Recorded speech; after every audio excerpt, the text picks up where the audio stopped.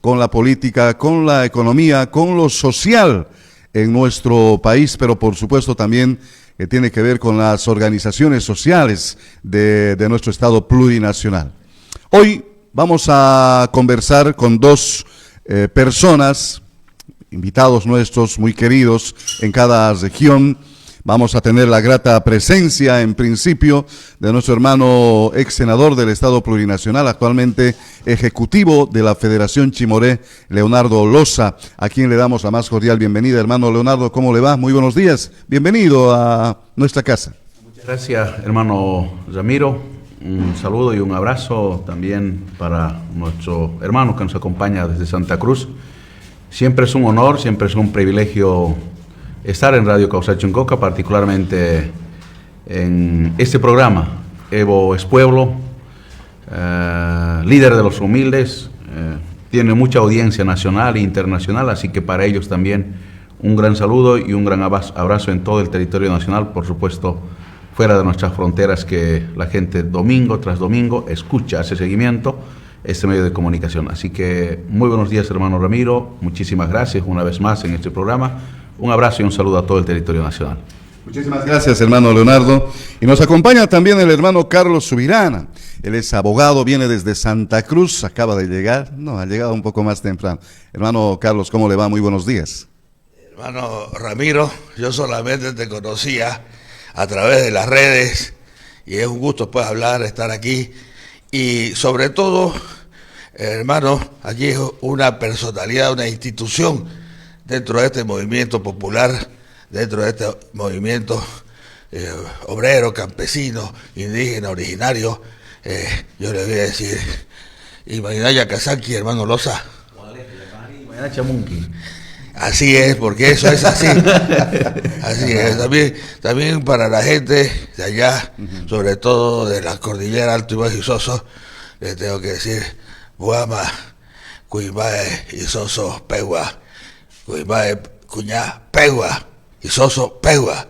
Entonces es un poco que hay que saludar, porque una de las mayores riquezas que tiene nuestro país, nuestra república, es la biodiversidad, las 34 naciones, el Estado que ha recuperado en parte, ¿no? Porque finalmente yo digo que tanto le rey te pleitesía. Todo el mundo se cree noble aquí. Yo puedo traer, todo el mundo se cree que es hijo de una familia noble de España. Por eso yo les aconsejo a todos nosotros, todo Bolivia, hagan su ADN genético. No hay un solo hombre en Bolivia que no sea mestizo. Y yo puedo desafiar inclusive al hermano a ver cuánto tiene también él por su sangre, la sangre indígena, originaria, campesina.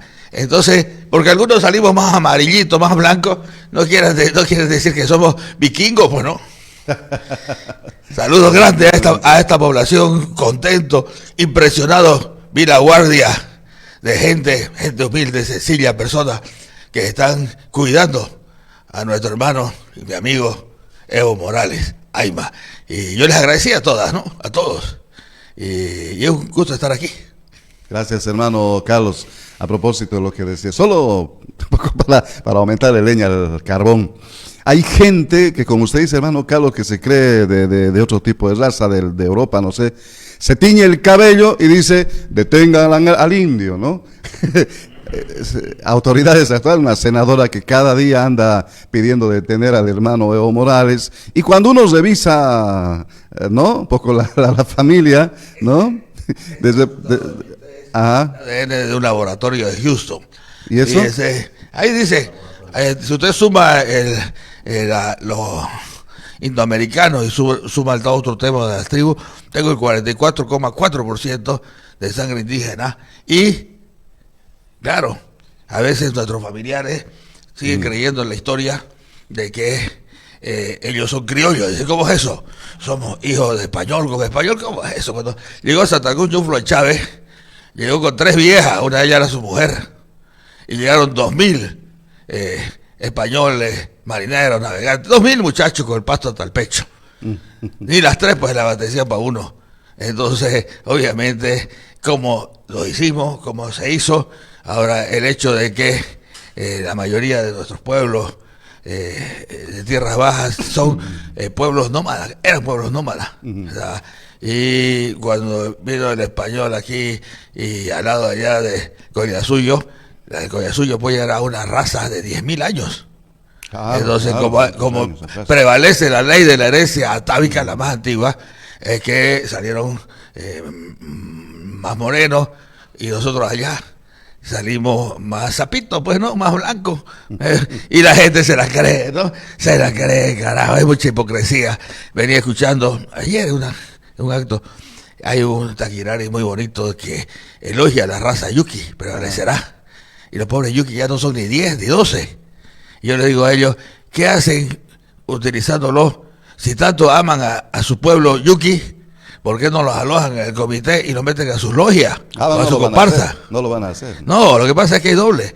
Resulta que en Santa Cruz, de un tiempo a otra parte, cuando el hermano Evo Morales empezó a ponerse traje muy bonito, con distintivos de la cultura incaica, allá en Santa Cruz empezaron a inventar camisas de colores. Sí. Yo conozco a los llanas, a los indígenas. Yo he visto a los que están tranquilos, a los nómadas. Lo más que tiene ropa es un taparrabo. Nunca usaron camisa. Sí. Entonces, no sé de dónde sacan esos colores. ¿Será con la flor de patujú, ¿no? Maya, de todo, ¿no? Entonces, y claro, no, lo que sí hay una identidad. Y cuando el actual rector, ¿cómo se llama? Un nombrecito medio raro, el actual rector de la universidad, Gabriel René Moreno, quiso candidatear para el comité cívico, no lo dejaron. Sí, ¿no? O sea, tampoco al final del día, créame, hermano Ramiro, que los malos no somos tan malos ni los buenos habíamos sido tan buenos. Hay también un poco cargado, ¿no?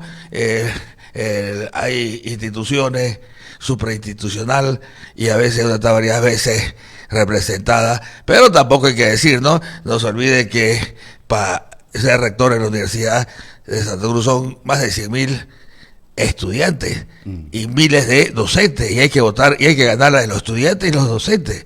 Es un gobierno paritario docente estudiantil. Entonces, el que llega a rector de la universidad es una persona que ha tenido que hacer bastante esfuerzo, proselitismo, y es por eso que ya el rectorado no está en la plaza. Ahora el rectorado lo ponen en el campus, para estar en más contacto con los alumnos, ¿no? Y no lo hacen porque les guste, lo hacen para ganar las elecciones. Bueno. Yo tengo de la René Moreno, de la Universidad René Moreno, yo tengo 20 años, fui docente, del año 1997. También he sido docente de la universidad privada. Y en 97, cuando entro a la política activa, dejé y dije, bueno, política y docencia no son compatibles. Claro. Y todavía seguía siendo gerente de un banco. Y la ley de banco no me prohibía ser director síndico, pero nunca habló de gerente, la ley de entonces. Me recuerdo que me buscaba uno de esos llamados superintendentes de aquella época y me decía, ¿qué vas a hacer? Después me encontré en La Paz y le dije más o menos para él, se llama Jack Trigo Luguier, está vivo. Le dije, yo me he rehabilitado, he dejado de ser banquero y soy político, le dije. ¿Usted es abogado, Carlos? Yo tengo la primera licenciatura en administración de empresas, sí, porque salí el 79 cuando hubo esas grandes marchas. Yo tuve el honor de presidir ¿cómo se llama? De la FES. La federación se llama la institución, el órgano colegiado de huelga. Estuvimos ahí, estábamos reclamando muchas cosas y ese año 79 se armó el famoso golpe de Natush Bush y el MNR, porque no fue Natush Bush solo, ¿no? Fue un golpe destinado a pagar la infidelidad de la traición de Walter Guevara Arce. Estaban ahí los Bedregal, los Sandoval, los grandes movimentistas estaban detrás de Natush Bush. Por eso que a Natush Bush nunca se lo juzgó, porque había que juzgarlo también a todo un partido como es el Movimiento Nacionalista Revolucionario. Entonces vimos que la mano se veía fea y me ofrecieron, gracias a Dios, tenía tres posibilidades: o me iba a España, o me iba al norte de los Estados Unidos a hacer mi estudio universitario, o me iba a Brasil. Yo quería irme a Corumbá lo más cerca posible, pero como no es lo que uno quiere, me mandaron a Río Grande do Sul, casi frontera con el Uruguay, donde hace frío de verdad cuando hace frío, ¿no? Llueve horizontalmente. Entonces, a mi retorno, me hice convalidar unas cuantas materias, inmediatamente entré a estudiar Derecho, pero ya, en forma paralela, yo era catedrático en la otra Facultad de Ciencias Económicas. Actualmente, para conocer un poquito de su vida, hermano Carlos, actualmente vi que hace también en medios de comunicación, hace un trabajo social como abogado. Digamos, el que quiera hacer plata, que haga aunque sea su fábrica de tinaja, pero el que hace medios de comunicación tiene que estar seguro de que no es para ganar plata y es mucho esfuerzo, mucho sacrificio, de hace mucho tiempo, ¿no? Yo he trabajado, he tenido la posibilidad de ser docente, he trabajado en 3 instituciones financieras, 2 bolivianas y una suiza alemana, que era precisamente apoyo a las pequeñas y medianas empresas. Era una fundación. Bueno, yo he hecho de todo. Yo cuando me preguntan qué edad tengo, yo digo 128, hermano. Porque he vivido 64 años de día y 64 de noche, digo. Entonces... Don Carlitos. Claro, güey. Don Carlos, actualmente es candidato en Santa Cruz, ¿no? Claro, a la alcaldía. Pues, yo recibí la llamada, escuche bien lo que digo, del amigo Evo Morales Ayma. Porque Evo Morales, antes de los políticos, somos amigos del año 1997. Y siempre yo lo respeté, lo invitaba a Santa Cruz. Una vez hicimos un acuerdo, yo era jefe de una bancada, para que no lo desafueren, porque no haya 2/3. Entonces, el año 2001, 2002. En 97 al 2002. Ajá. Entonces, yo era jefe de bancada y un poco también seguía siendo banquero, ¿no? Y esperaba el 29, los bancos pues cierran el 29, 28, 30 de diciembre y hasta el año, ¿no? Entonces era la época que yo sacaba un poco de vacaciones y me fui pues a una playa del nordeste del Brasil. Y en ese momento convocan a Congreso, deliberadamente, ya yo no estaba, lo billetean a mis queridos colegas y lo desafueran al hermano Evo Morales, quien vuelve después de un recurso constitucional. Antes había tribunal constitucional confiable, no es como ahora que está muy devaluado. Antes yo tuve la oportunidad en ese congreso de buscar a los profesores, por ejemplo, a los profesores de Derecho Constitucional, que eran magistrados del Tribunal Constitucional, gente muy estudiosa. Antes del Tribunal Constitucional, las personas particulares no llegaban ni a la acera, todo era blindado. No es como ahora que hacen hasta churrasco allá adentro. Vamos a hablar, hermano Carlos, de estos temas. Qué gusto de verdad tenerlo. Hemos conocido algo de su historia. Se ha dedicado a muchas cosas, es un hombre de mucha trayectoria. Hoy lo vamos a conocer un poquito más también como 128. 28 años, 128 claro, años. Una vez estaba yo en el programa Solidario, que ayudamos a la gente más pobre, del año 2014 de forma gratuita. Son más de 15.000 casos documentados resueltos a favor de los pobres, gratis.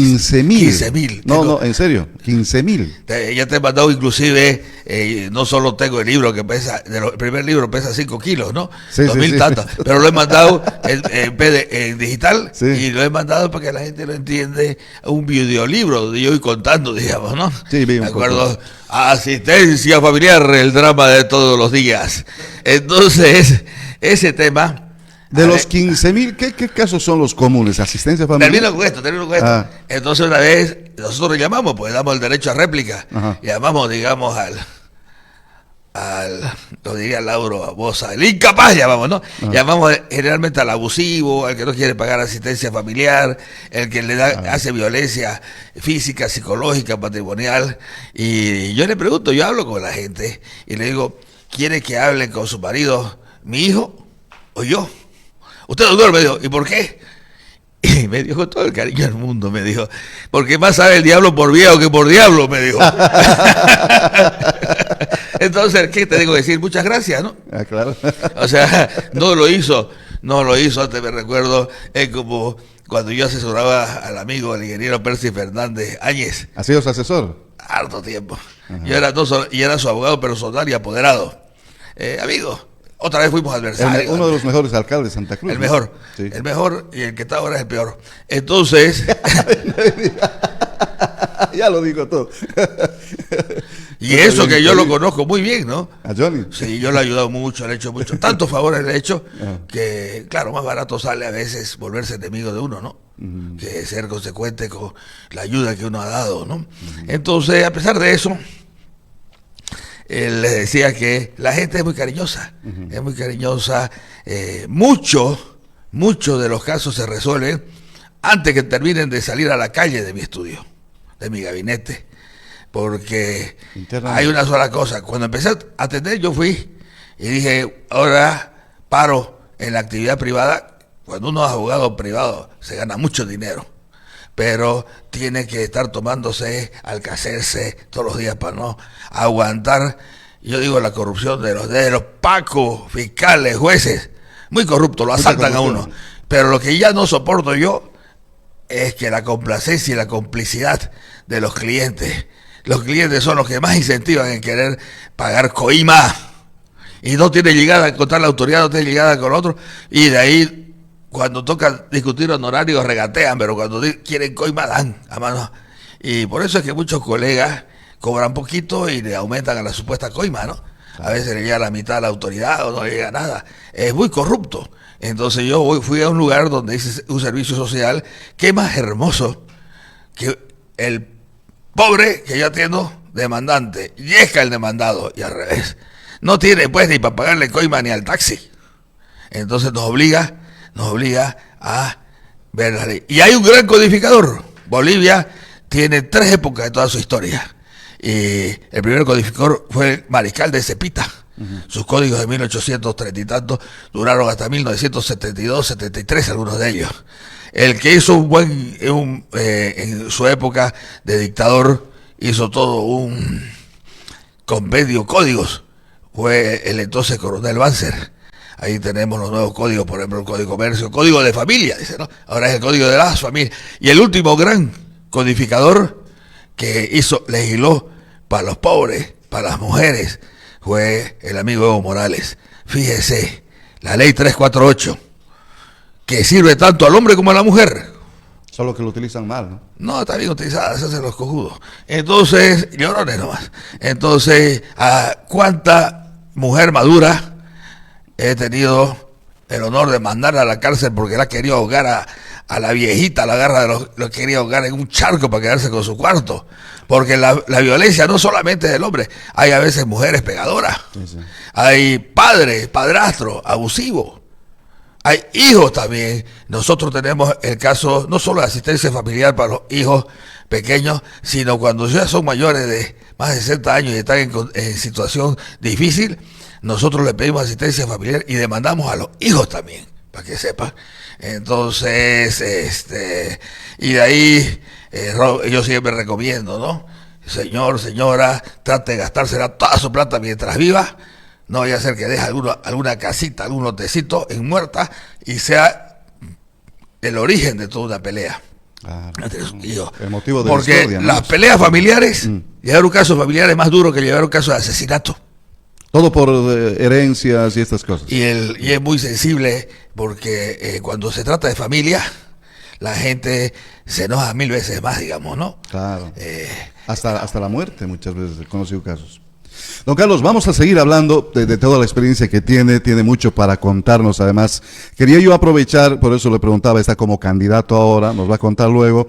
Hermano Leonardo, este próximo 19 tenemos un gran encuentro acá en el Trópico, si nos puede, por favor, informar un poco al respecto. Futuro gobernador de Chapa. También. Exactamente. Imagínese. ¿No ve? ¿Cómo va a ser el acto, hermano Leonardo? Bueno, sí, hermano Ramiro, hermano Carlos, bienvenido. Gracias. Al Trópico, a nuestra radio. Y yo también digo bienvenido porque yo me siento también dueño de casa en el Trópico. Nosotros deberíamos yo no voy a pedir permiso a nadie para ser boliviano. No voy a pedir permiso a nadie para ser cochabambino. Bueno, dice, el Camba está donde quiere. No, es que... el Cochalo también. El Camba sin complejo ama profundamente a Bolivia. Eso es verdad. Ama a la patria chica, a la patria grande. Y el Camba, yo personalmente no tengo complejo ni tengo que pedirle permiso a nadie para ser boliviano. Bien dicho. Bien dicho. mismo que Santa Cruz. Cochabamba, Manta, Yactamasi. Cochabamba manda, como siempre. Ujú. Bienvenido. A nuestro núcleo de nuestra revolución, de nuestro hermano presidente Evo. Bueno, el hermano Ramiro decía, este 19, así que queda anticipadamente invitado como cruceño, No va a como entrar boliviano. una aguja. Ajá. No va a entrar una aguja. ¿Verdad? Va a ser en Chimoré, va a ser en Chimoré, en el estadio Hugo Chávez. Y resulta que a mí también me invitaron, hermano. Ah, sí. Va a ser la proclamación de varios candidatos. Ahí, sí, evidentemente. De todos los candidatos. En realidad yo lo veo, hermano Ramiro, el día 19, no solo va a ser proclama para Cochabamba, se va a convertir en Nacional. una concentración nacional para proclamar a nuestros candidatos que por circunstancias están en distintas organizaciones políticas.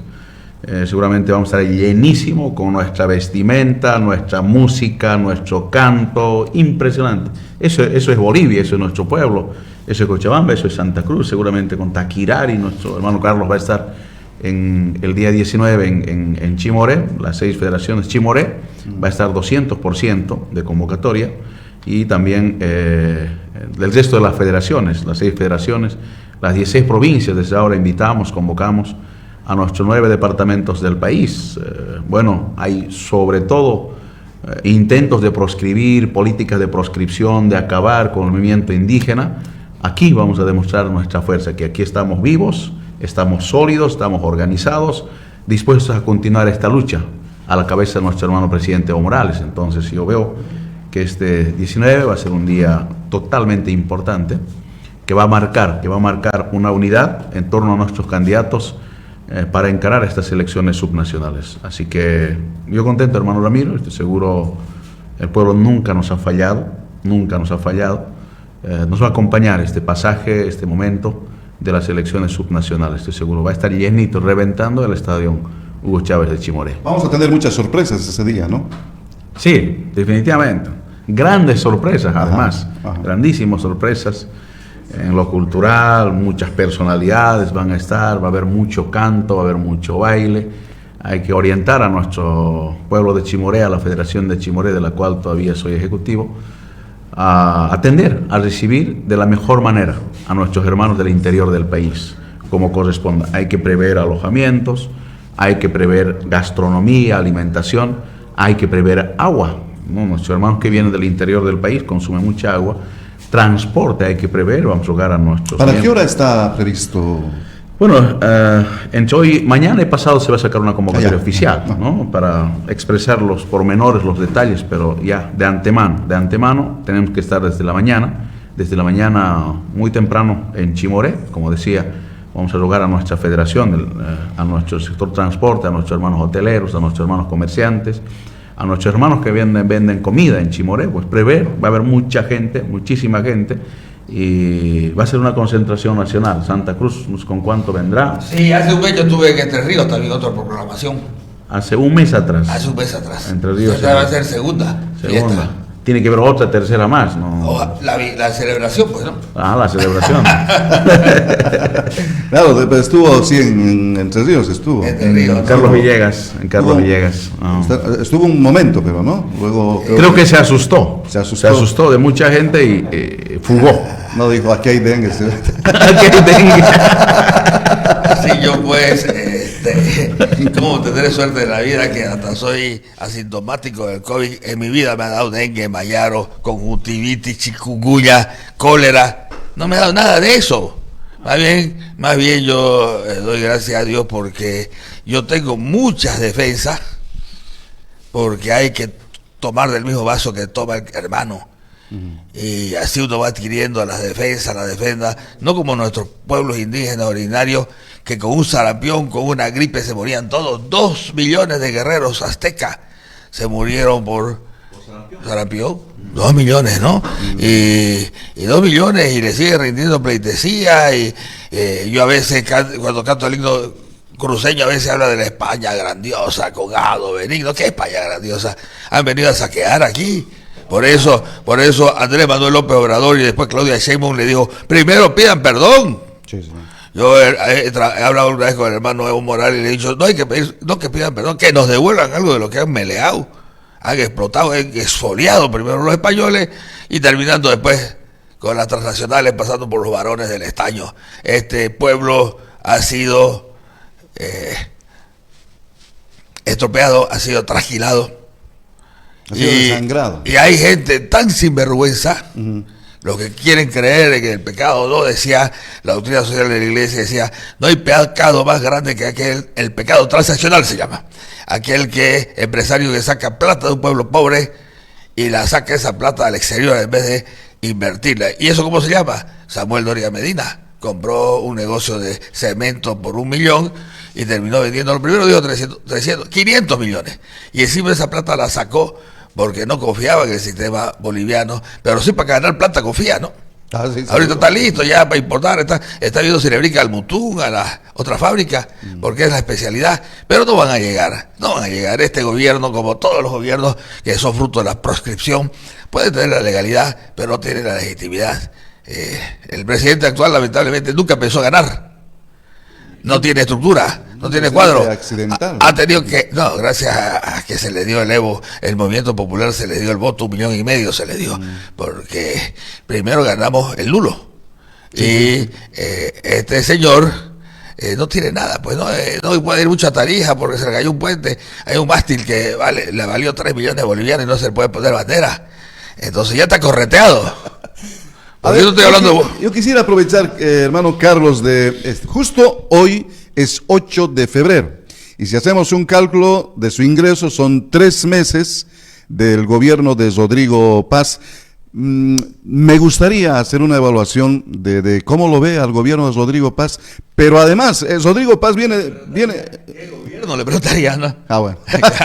viene diciendo, ¿no? Los 20 años, 60,000 millones, ¿dónde estarán? Como echando la culpa a Evo Morales o queriendo responsabilizar. En los tiempos de Evo Morales hemos tenido 14 años, pero de excelente gobierno. Usted conoce. Manejo todos los índices, y no solo económicos. A ver, díganos esos índices. En 2005, pues, la mortandad infantil, de cada 1,000 partos morían 54 niños, bebés. El 2019 bajó a 24, menos de la mitad. El 2005 tenía un ingreso per cápita el boliviano de $1,037. 2019 estábamos con 3.700. El 2005, la deserción escolar terrible. Sí. 7%. Y aquí, ya hablé ahorita ya estamos hablando sin querer del bono Juana Zurduy, y ahora estoy hablando del bono Juancito Pinto, que la gente decía, es para que se los vea a su padre. Lo único cierto es que la deserción escolar bajó del 7% al 1.4%. Solo en Santa Cruz significó 50,000 niños menos en la calle. Si nosotros podemos ver cuánto era el salario mínimo, era 440 bolivianos y el dólar estaba a 8.04. El 2019, salario mínimo era 2.100, creo, y el dólar estaba a 6.96. Como nunca. Han habido épocas de que se ha pagado doble aguinaldo, y un aguinaldo significa un aumento salarial del 8.33%, es lo que vale un aguinaldo. Un solo aguinaldo. Sí, y había aumentos, incrementos. Han habido millones de personas que han salido de la clase pobre y han entrado a la clase media, aunque sea bajito. Porque ¿qué es clase media? El que puede tener un vehículo y un auto que sea fiado, puede viajar en avión. En Brasil, yo estudié, hice mi primera carrera, yo me reunía, conocía a los amigos del PT, cuando Lula tenía la barba negra y trabajaba en la Volkswagen en San José dos Campos. Estaba joven. En el Brasil, ¿no? Entonces, Lula, con su programa Hambre Cero, Fome Cero, sacó aproximadamente 30 millones de personas de la pobreza a la clase media. Y muchos de ellos votaron por Bolsonaro. ¿Y por qué es eso? ¿Por qué el pobre vota por el rico? Yo estudié mucho, hasta antropología he tenido que... Incluso en otros países le llaman el síndrome de Doña Florinda. ¿Cómo Florinda es Mesa, la del 8, la ¿Sí? Chavo del 8. Es así. Doña Florinda, ¿quién no se acuerda de ese personaje? Ajá. Ella era pobre y llegó, subió a la clase media, pero bien bajinga, ¿no? Entonces, el que sale de ese extracto de la pobreza empieza a querer mantenerse en la clase media, tiene un pánico de volver a ser pueblo, y lo manifiesta este pánico insultando al pueblo. Le decía a su hijo, Kiko, no te metas con esta chusma, le decía, ¿no? Entonces, Y el pobre golpeado era don Ramón. el más pobre de todo era el chavo que vivía en un barril, ¿no? Y todo lo demás. Entonces, aquí tenemos mucha gente. A veces pasó también con nuestro gran Percy Fernández, ganaba con muchos votos en un barrio, pavimentaba, y en otra elección no ganaba tanto. Es grave, ¿no? El sacrificio que se hace, el PT, se olvida de esa gente que salió gracias a las políticas del PT de Lula da Silva. Lo mismo pasó aquí. Y aquí, tras que medio tienen un poquito de plata, salen de la pobreza o de la extrema pobreza, y ya quieren hacerse los modelos, ¿no? Entonces, hay muchos índices, pues, ¿cuántos kilómetros de carretera se hicieron en 180 años? ¿Cuántos se hicieron esos 14? 8.000 kilómetros de carretera, puentes, escuelas. Solo en el municipio de Santa Cruz tenemos 200 módulos para 500.000 alumnos. Se construyeron 70 centros de salud entre hospitales de primer nivel y segundo. Y así se puede ir enumerando, ¿no? ¿De dónde salió esa plata? Pues decir, del gas. Yo digo, del incremento en el impuesto, porque antes pagaban el 12%. Fue Evo y le dijo, bueno, compañero, vamos a comprar la mayoría de estas empresas, van a ser bolivianas, y ahora van a pagar el 82% de impuestos. La renta solo petrolera subió de 200 millones a 2.000 millones. Analicemos otra empresa estratégica, Entel. Mientras estaba manejada por los italianos, nunca ganó más de 1.000, 20.000 bolivianos. Cuando ya se adquirió la mayoría, se nacionalizó en esos términos, el año que menos ganaba no bajaba de los 800 millones de bolivianos, de los cuales la mitad iba a cubrir los gastos del bono Juancito Pinto. Pero ¿de dónde salen los bonos? Justamente de ahí. Salen de ahí, salen de lo que se llamaban antes los españoles, los franceses, los americanos, los italianos. Entonces, cuando me preguntan, gracias hermano, cuando me preguntan, ¿y la plata? El petróleo en Bolivia siempre fue liviano. Ya desde el año 52 estaba prohibido la importación de motores a diésel, porque con el petróleo de aquí en Bolivia no se puede hacer diésel, no es como el petróleo iraní, venezolano, que es petróleo pesado, ahora aunque tengan sus socios a la fuerza, ¿no? Entonces, para sacar petróleo, para sacar un poco de gasolina, había como 50 mecheros. Mechero se llama, en el plan 3000 había un tubo que se quemaba, porque para sacar la gasolina había que quemar el gas. Y si no se hubiera hecho las exportaciones en su momento, y se hubiera quemado igual el gas, y no habría la plata que hubo. La gente tiene que darse cuenta, ¿no? Y darse cuenta que el mundo cambia. Todos tenían, uno veía en la noche, allá un mechero, colpa, Caranda, plan 3000, la villa, le llaman la plaza del mechero, ya no hay mechero. Porque ya cerraron todos esos pozos, esos que expulsaban el gas, y lo quemaban, porque el gas natural es altamente peligroso porque es más liviano que el aire, o sea, se asienta en la tierra y una chispa revientan todo, ¿no? A la desgracia. Entonces, la gente habla y dice, a ver, yo le digo, muchos empresarios a veces me llaman y dicen, ¿cómo lo ves? ¿Cómo ves, Carlos? Dice, nombrame un solo empresario que no se haya hecho más rico, le dije. Con el gobierno de Evo. De Evo Morales. Y no es que sea pecado, sea delito, sea rico, pero han podido trabajar, han tenido estabilidad política, económica y social, han tenido incentivos y han habido ingresos. Por ejemplo, ¿cuándo pues la gente iba a pensar que iba a haber un crédito de vivienda donde no tenga que dar una parte del valor de la casa? Otra vez volvieron a hacerse muchas viviendas, lo que nunca pudo conseguir el FONBI, ni los CONAVI, ni los demás, ¿no? Entonces, yo en el campo, porque generalmente allá los de tierra baja siempre estamos en el campo, ¿no? Yo siempre caminando, apareció un puente hecho por el programa Evo Cumple. Aparecía una carretera, aparecía un pozo de agua, aparecía lo que es más hermoso, escuelas, hospitales. Es mucho lo que se ha hecho en tan poco tiempo y nadie quiere verlo. Por ejemplo, antes le daba cáncer a un familiar, tendría que vender una casa, hipotecarla al otro, vender sus 2 autos y hacer 10 kermés. ¿Sabes lo que es kermés, hermano, no? Allá en Santa Cruz pues, buscamos cualquier que sea majadito o lo que sea y hacemos un domingo y compramos el ticket de 100 pesos de la comida para que casi toda la plata vaya a favor de él. Hermano, es una forma de hacer solidaridad. Es parecido al, pero no tiene el mismo sentido que el pasanaco. Pasanaco usted sabe, ¿no? Sí. Ah, ya. Pero él se pone de primero, pues. Los dos primeros números. Nosotros, Leonardo, nos ponemos de último, ¿no? Y a veces tengo que estar corriendo a Ramiro. Sí. Segurísimo, segurísimo, si yo no supiera. Pero ahora, Carlos, las malas lenguas incluso dicen que Evo Morales tuvo la bendición de que había harta plata en el país, tuvo la suerte de que Goni Sánchez le haya dejado tanta riqueza y Evo Morales supuestamente solo aprovechó. Solo hay que verlo a Carlos Mesa, ¿no? Ajá. Pidiendo limosna para pagar los sueldos. Carlos Mesa fue Evo Morales tuvo los pantalones para nacionalizar. Si no se nacionalizaba, no había plata. Y yo lo entiendo, porque yo conozco que antes las listas de algunos partidos tenían que darle el visto bueno en la embajada. Ajá. La gente temía porque le quitaban la visa y era la muerte en vida. Entonces hacía falta un presidente sin complejo.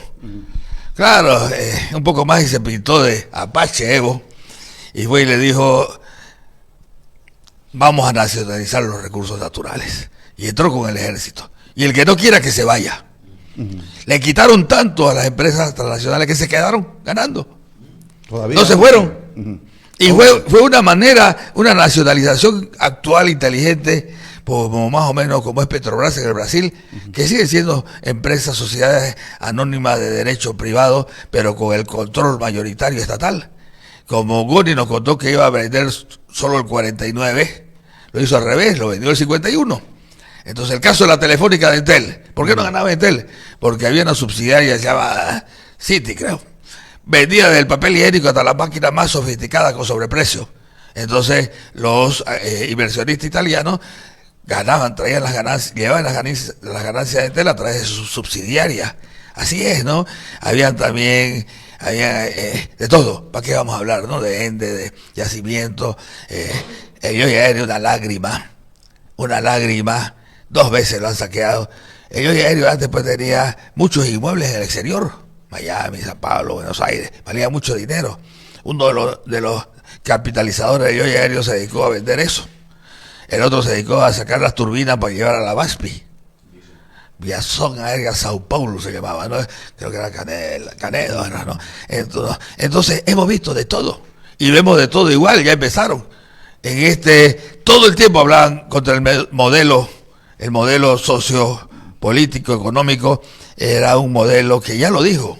Y yo he tenido la suerte de conocerlo. En algún momento lo dijo el compadre Palenque, modelo endógeno, dijo. Sí, sí. También lo dijo García Mesa, comeremos charquichuño, decía, ¿no? Pero eso es otra cosa, ¿no? Pero ese modelo de producción, ¿acaso no es justo que primero se abastezca el mercado interno y después se exporte? Cuando el pollo está a 20, 30 pesos al kilo, se dice, no, primero van a abastecer el grano al mercado interno. Cuando baja el pollo, el chancho, ya hay suficiente, pueden exportar sin ningún problema. En Uruguay, tradicionalmente, era un país chiquito pero ganadero. Hubo un tiempo que la población uruguaya tenía prohibido comer carne, porque toda la carne daba casi para la exportación. Entonces, ¿en qué queda un país que saca su mejor bife, su mejor chuleta al exterior y no se le da a su pueblo? Es un país que no sirve. Aquí pues los empresarios estaban acostumbrados a exportar los productos de mayor calidad. Y nos dejaban... nos quedaban un poquito a las obras, ¿no? Entonces, ¿quién puede reclamar? Hablaron tantas huevadas para el modelo, criticaron tanto los bonos, pero eso no es solo de culpa del presidente, que no tiene base. Además, creo que le entregó la presidencia para que la maneje Samuel Doria Medina. Eso es por culpa de los bombardeos que hay a veces de los medios masivos neocoloniales. Fíjense, acuérdense el boliviano, un pueblo boliviano. Cuando fuimos a votar la primera vuelta, los medios ya nos querían hacer creer de que a Bolivia le quedaban 4 o 5 horitas de vida, ¿no? Está en terapia intensiva. Siempre dice, Bolivia se nos muere, necesita. Y resulta que pasaron más de 3 meses y medio y no cambiaron ni una coma al modelo. A los 3 meses y medio, bajo el pretexto de 2 temas discutibles y debatibles, nos quisieron meter el 21060 escondidito. Por eso es que ese decreto fue abrogado. 5503. Mentiroso, criminal. Era como el decreto de Milei. Y ahora no podemos hablar de comunismo, de capitalismo. China continental, la China comunista, como decíamos siempre. Ahora es un país, solo Estados Unidos le da 800.000 millones de dólares a China. Es un país que respeta el capital de libre mercado y de frontera abierta. Mientras Estados Unidos, que era el capitalismo por excelencia, especialmente en el último tema, ha copiado las peores mañas, esas mañas que le hicieron caer a la Unión Soviética. Trump solo habla de bloqueo y de aranceles. ¿Quién es el comunista? ¿Quién es el capitalista?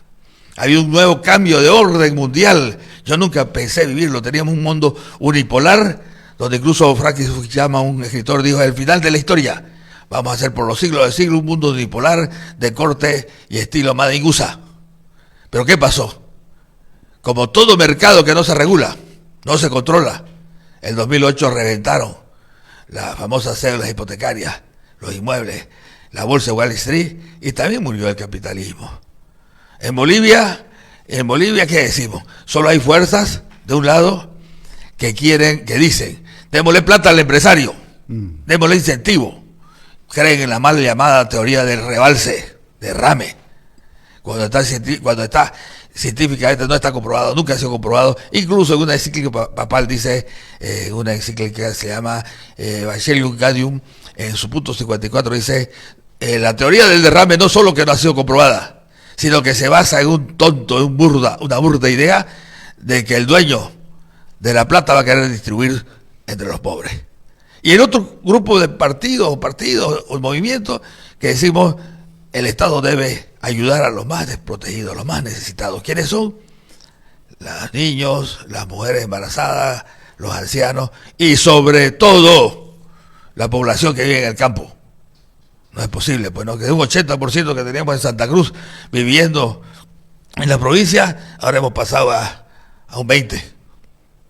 Entonces, eso no está bien. Hay que incentivar.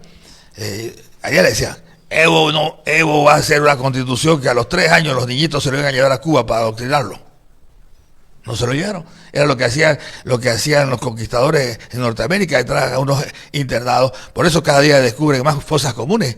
Le decían en la puerta del internado, a los 3 años, decía, te vamos a sacar el indio que hay dentro tuyo, decía ese. Esos colegios, esos internados. Y le tenían prohibido hablar en su propio idioma. Lo hacían vestir diferente. Y cuando lo pillaban, por eso que mataban a tantos niños, ¿no? Por eso que el jefe, el líder de la Iglesia Católica, Francisco, quien es un cura jesuita, un cura villero, fue y les pidió perdón un par de veces a los indígenas de Canadá y de los Estados Unidos. Perdón por la barbarie que hacía la Iglesia. Vamos a escucharle al hermano Leonardo en la parte evaluativa, ¿no? 3 meses del gobierno de Rodrigo Paz. Bueno, para recordar, creo que han habido en estos 3 meses otros 3 momentos que al país lo han llevado más a la desgracia. Hermano Leonardo, ¿cómo evalúa? Bueno, primero, el hermano Carlos tocaba, el capitalismo para mí es sinónimo de pobreza, sinónimo de exclusión, sinónimo de explotación, sinónimo de saqueo. No solo en Bolivia, sino está comprobado en todo el mundo entero. Y el capitalismo nunca ha resuelto en ningún país ningún problema social, peor todavía, no ha resuelto nunca ningún problema económico de ningún sector de ningún país. Lamentablemente, el capitalismo es para unos cuantos, es para un grupo, es para una élite, a costa de las grandes mayorías. En ese marco,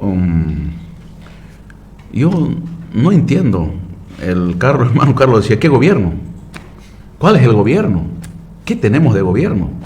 No sé si tenemos algo ¿Hay de gobierno? ¿Y quién gobierna? Si es que... ¿Cómo además? ¿No? Creo que en realidad esos 3 meses, bueno, entraron en segunda vuelta, ¿no? Claro, no gozan del apoyo, legitimidad del pueblo boliviano, no gozan, ellos saben eso. No tienen estructura. Si algo de estructura tienen es otras cosas. 3 meses de puro decretazos, ¿no? Peor Gobierno todavía, de decretos, ¿no? es hora de decretos, creo, decretos totalmente inconstitucionales en contra del pueblo. 3 meses de lamento, ¿no?, de este gobierno. Nos habían comprometido que se van a rebajar los sueldos. Por favor, no se han rebajado ni un Para centavo. nada. Mejor se han aumentado. Habían planteado de que vamos a acabar con la renta de los expresidentes. No han tocado ni un pelo. Su papá no quiso. No quiso, ordenó al hijo, al uñagallo que decimos en quechua, entonces mejor lo incrementaron. Vamos a garantizar combustible. Levantaron la subvención a la fuerza, yo diría, sin el consenso del pueblo boliviano, sin ninguna política social, yo diría. Como ahorita el hermano transportista que maneja moto, auto, trailer, todo, si le preguntas ahorita, sale, y si le preguntas, ¿hay combustible? Te van a decir sí. Pero nos van a decir, hay un combustible en mal estado que está destruyendo al parque automotor. Ahora no se llama combustible, ¿no? Se llama basura. Basura, eso dicen ellos, ¿no? Y es verdad, Eso han dicho y es ellos. verdad. Y después nos decían, no nos vamos a prestar plata. Es el gobierno que se endeudó hasta el cogote, nos está endeudando a nosotros. Ellos decían, no vamos a correr al Fondo Monetario Internacional. Primero han sido en correr al Fondo Monetario Internacional. Son muchas cosas que en estos 3 meses pasó, lamentablemente. Y lo que más me molesta es que 20 años, dicen, 14 años, dicen. Como si nuestra patria, como si nuestro Estado solo tuviera 14 o 20 años. Por favor, me da vergüenza escuchar a algunos ministros hablar de 14 o 20 años. Este país tiene algo más de 200 años. Entonces, ¿qué hay? Y además gobernó su papá. ¿Dónde queda el gobierno de su padre? Su tío abuelo. Su tío, su abuelo. Víctor Paz. Y además siempre han estado en gobierno, ¿no?, esa cúpula, en alianza con varios gobiernos neoliberales. ¿Qué han hecho por este país? No han hecho nada, absolutamente nada. Saquearon y saquearon. A eso se han dedicado toda esa cúpula. Entonces, Yo creo que Rodrigo es rehén de Samuel Doria Medina y de su padre. también hay el cuate de Santa Cruz. ¿Cuál? ¿Cómo se Camacho. llama este? El Camacho ese. Michita le dice. Ese. ¿Qué le dicen? Michita. Bichita. Hay un ciudadano muy querido que después ser sí, dice. No sé, no. Pero escúcheme, A ver, Carlitos, ¿por qué insisten que no gobierna Rodrigo, gobierna Samuel y gobierna su padre? ¿quién es su? ¿Por qué se cayeron todas las siglas y se salvó la personería del MIR? Una pregunta. Ya, creo que he respondido en algo, ¿no? ¿Quién es el ministro de la presidencia? Lupo. El candidato a la vicepresidencia y empleado de Samuel. Hasta la cocinera de Samuel puede estar de viceministra de turismo. ¿Qué quiere que le diga? ¿Qué más quiere que le diga? Debe ser de Samuel Doria Medina. Entonces, sí, y fíjese los errores, tanto que hablaba para el narcotráfico. Me recuerda la semana que subió el gobierno de facto de Yanine Áñez y Murillo, y un avión, así como el que llegó con fentanilo, y un avión hizo un plan de vuelo, una ciudad, Salta, México. No querían poner Bolivia, pero aterrizó en Guayamerín, conocimiento público. El ejército, la policía cerraron las puertas, resguardaron el avión hasta que le metieron 1000 kilos de pichicata, chancaca, lo que quiera. Entonces cuando llegó, en la Fuerza Aérea Mexicana lo bajó y lo encontraron que era, y yo, hay un periodista, yo aprecio mucho, Jorge Arias, que creo que fue asambleísta, decía, donde hay un ratón que se ven, hay 99 que no se ven, decía, ¿no? Entonces, estos tipos hasta que entran, empiezan, que son prácticamente paridos por la pichicata, las reuniones, la relación de Oso Chavarría, Jaime Paz, no voy a hablar, se reunían en la casa de una vieja. Una tremenda historia de narcogobierno. El tema es que Rodrigo tiene todo su clave, sus piezas clave son puestas, son de la fórmula de Samuel Doria Medina. Y Samuel Doria Medina ahora lo está traicionando, porque también cree, como yo lo dije, estos procesos electorales con proscrito, según la historia latinoamericana, no duran más de un año. Y ya Samuel está preparando para la elección, ¿no? Porque es un eterno candidato. Entonces, es un eterno candidato, ¿no? Claro. Y ya no cometerá los errores de siempre, porque Samuel puede ser bueno para hacer números, para robar, para vender empresas, pero en la política, pues, Tuto se lo mete al bolsillo y se lo saca por el otro. Porque desde joven, digamos, Tuto nunca ha trabajado, siempre ha sido político. ha sido vicepresidente, presidente, y cada campaña... Varias veces ministro también en la gestión de Jaime Paz Zamora, Claro, lo que pasa es que la política, dicen, en la política no hay amigos, solo hay intereses, pero ya se pasaron. Después de tanto tiempo que los MDRistas los torturaban, los sodomizaban a los falangistas, el año 71 se reunieron para llevarlo a Banzer a la presidencia. Después de que, según García Mesa, por orden de Banzer, mataron a la gente a la calle de Harrington. Murieron todos menos sospechosamente una señora. Entonces decía, ríos de sangre nos separan. Sin embargo, hicieron puentes con los cadáveres de los muertos, hicieron como un cirguñaco, es un matrimonio, porque ADN y MIR era como si fueran marido y mujer. Hicieron ese acuerdo donde prácticamente se fusionaron, ¿no? Y Jaime Paz dijo... El hambre y la sed se fusionaron. ¿Y se acuerda lo que dijo Jaime Paz? Después dijo, qué difícil que es amar a Bolivia, dijo. Después que le dieron 6 ministerios. Hay que pasar ríos de sangre. Sí. Para salvar Bolivia. Sí. Pero a propósito de esto, hermano Carlos, cuando usted menciona que en el pasado con Jaime Paz habían temas de narcotráfico tremendos, caso Oso Chavarría y a tanta gente por ahí involucrada, ahora en 3 meses de gobierno se descubren varios casos. Claro, lo que yo quería decir. Y por errores de ellos mismos, del gobierno. Por ejemplo, el caso del sicariato y el ajuste de cuentas de Tarija. A su amigo. ¿Amigo de quién? No, mío no. No, al amigo de Rodrigo. Al chofer. Al chofer, ¿no? Exacto. Él manejaba todo lo que era la frontera con Bermejo. Ajá. ¿Ya? Y era director del Senasaja. Pero en realidad yo puedo ser hasta párroco. Pero si me dedico a las huevadas, me van a timbrar con un ajuste de cuentas. Nadie iba a decir nada. Iba a pasar como un crimen más. Pero salió la vocera, no sé qué mierda tendrá en la cabeza, y dijo, lo asesinaron por no recibir coima, le dieron. Entonces todo el mundo se cagó de risa, pues, ¿no? Claro. Eso, y empezaron a investigar. Y ya en Tarija, Vox Populi y en todos lados, el motivo de la muerte, ¿no? Que tiene que ver con las maderas, con pichicata que hay en el puerto de Chile. Entonces, fíjese, llegó en noviembre un avión, un jet privado, con 32 cajas. Maletas. No iba a pasar desapercibido si no se ponía a gritar y a berrear una de las políticas. Entonces... La candidata, ¿no? Entonces, pero como la delincuencia es muy inteligente, la gente entendieron, yo escuché a algunos expertos, fentanilo líquido, porque se agarraron la idea de distribuir un hub, entonces vamos a distribuir de Santa Cruz fentanilo. Es fácil, pues, allá por la Bermejo, a la Argentina, Pedro Juan Caballero, Paraguay, por cualquiera de los 4.000 kilómetros de frontera con el Brasil, por Copacabana para ir al Perú, y por cualquiera de los 400 kilómetros que hay como en el altiplano de Oruro y Chile. Entonces, íbamos a ser el centro de distribución, ya no de pasajeros y carga, sino de droga. Entonces, son muy hábiles ellos, son muy hábiles y muy inteligentes los delincuentes. ¿Cómo es eso? Esa causa se va a ir por la ley 1008 por narcotráfico. 25 años de cárcel. ¿Cierto? Sí, sí. Incluso los sinvergüenzas antes, algunos jueces ponían tentativa, y no hay tentativa de narcotráfico. Uno agarra la bolsa y ya estuvo. Es que no salió del país. Eso lo acomodó, pues, es otra historia. Entonces, los vivos, los maleantes, amparados por el gobierno, se inventaron lo mejor que podía decir. Las cajas traían plata, y no solo plata, dólares, y no solo plata y dólares, sino millones. Y el pueblo boliviano, lamentablemente, cuando escucha millones de dólares, se enloquece. Y le han dado la vuelta a un caso de narcotráfico, le han dado la vuelta.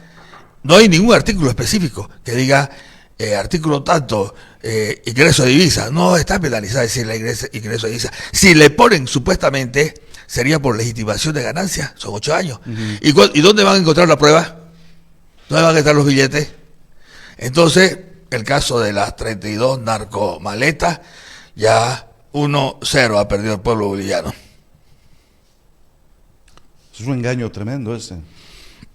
Es terrible porque así nos tienen, ¿no? Y la cantidad de vuelos que no se han registrado. Esta señora, la diputada, desde noviembre del año 2025, cuando obtuvo la visa, hizo como 15 viajes a Estados Unidos, ¿no? Claro. Según un reporte. Claro. Entonces la gente, nuestra ignorancia como pueblo, hasta decimos, bien que haya traído dólares, ¿no? Fíjense, son los dólares que están devolviendo los bancos. No, nada que ver. Entonces, el delincuente tiene mejores asesores. Bueno, no sé si son asesorados del gobierno, ¿no? Pero un ratito se desapareció el fentanilo. Porque no había más que 2 porras, no había marihuana, no había cocaína. Porque ¿quién va a traer de Estados Unidos cocaína a Bolivia? Así dijo un Camba, no es como llevar leña al monte. No, imposible. Entonces, y hay otra cosa que hay que dejar siempre sentado. Yo siempre lo sigo, hablo con unos asesores del presidente Petro, él dice, ¿quién es el traficante? ¿Quién es la mafia? ¿O acaso creen que la droga llega a las playas de los Estados Unidos y se distribuye por arte de magia? ¿Qué es de los carteles? De esas grandes mafias que distribuyen, que cuando la cocaína era muy cara, inventan el crack, una cocaína degenerada, pero rendía mucho más. Por último, cuando no hay tanta cocaína, van a su industria farmacéutica y compran fentanilo o algún otro. Hay muchos medicamentos que son derivados del opio, que tomándoselo en cantidad o jalándolo hace los mismos efectos que la droga. El fentanilo es tan fuerte que usted los paraliza, los inmoviliza como zombies a los consumidores. Entonces, quieren luchar contra el narcotráfico, espérenlo, pues no lo dejen pasar. Si hay túneles entre México y Estados Unidos, en vez de hacer muro para arriba, quedan para abajo. ¿Cuál es el problema?